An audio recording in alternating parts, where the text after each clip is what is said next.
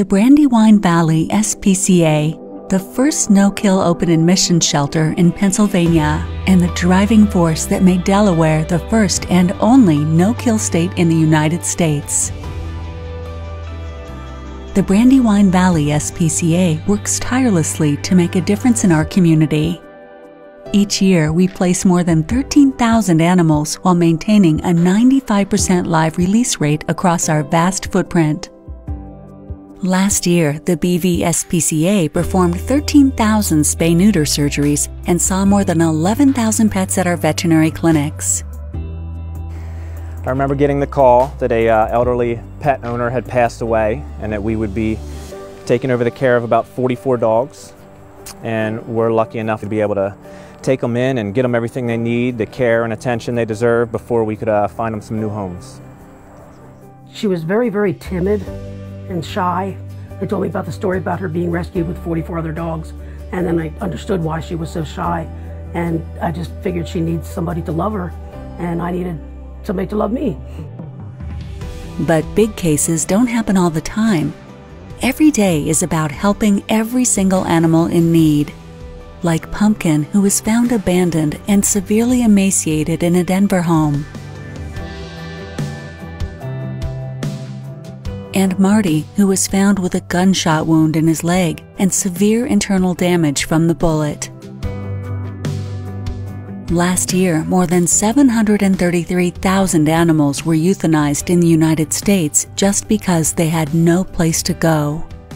That's 2,000 animals every day, 2 cats for every dog. It's wonderful that we at the Brandywine Valley SPCA have achieved no kill across our footprint. But what about those shelters, both nationally and locally, that need a little bit of help to get there? We at the Brandywine Valley SPCA feel a responsibility to help those animals.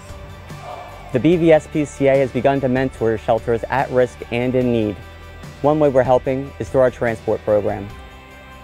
The Brandywine Valley SPCA's Second Chance program works with shelter partners to transport animals from at-risk shelters to Pennsylvania and Delaware for adoption.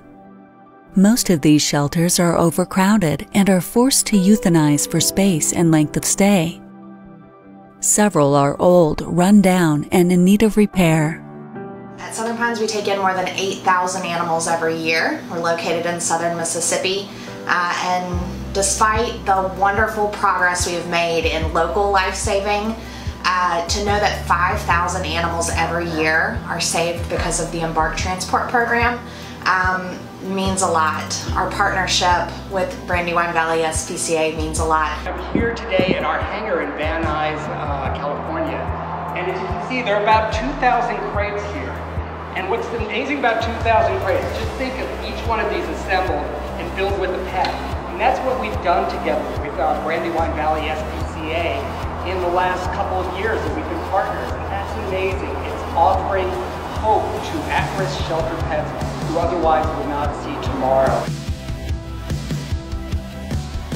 In January of 2019, the Brandywine Valley SPCA opened the Animal Rescue Center, known as the ARC. Its purpose, a destination for animals fleeing from natural disaster, a behavior facility for hard-to-adopt dogs, a refuge where abused animals can recuperate. These cats were part of a hoarding case in Texas where 200 cats were found in one house. Upon arrival, we discovered that many of the cats had ringworm, a disease that most shelters euthanize for. But because we have the ARC, we are treating them, and once recuperated, they will go up for adoption.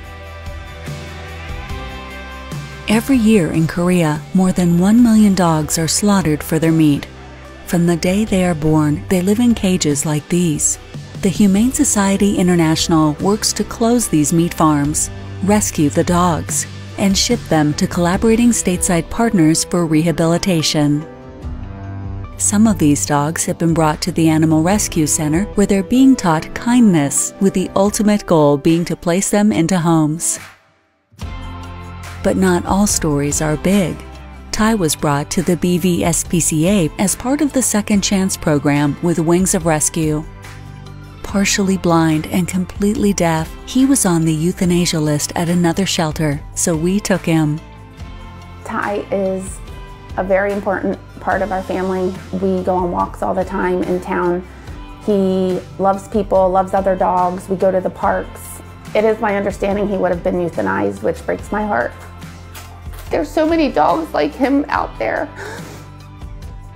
We've set an example in the United States with Delaware, but we won't stop until we live in a world where there are no more homeless or abused pets, and those who are broken are made whole again.